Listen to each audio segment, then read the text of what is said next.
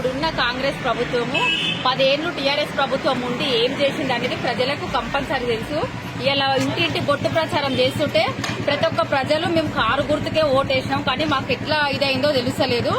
ఇప్పుడు 10 ఏళ్లు చేసిన ప్రభుత్వం ఎట్లుంది, 4 నెలల నుంచి చేసిన ప్రభుత్వం ఎట్లుందని ప్రజలందరూ ప్రతి ఒక్కరు కారు గుర్తుకే ఓటేసామని ముందుకొస్తున్నారు.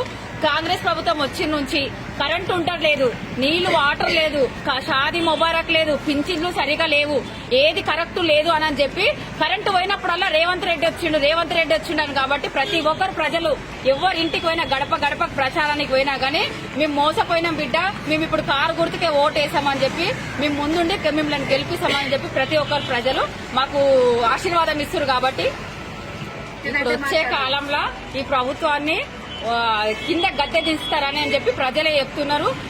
మేము చేతి గుర్తు ఓటేసి మోసపోయినామని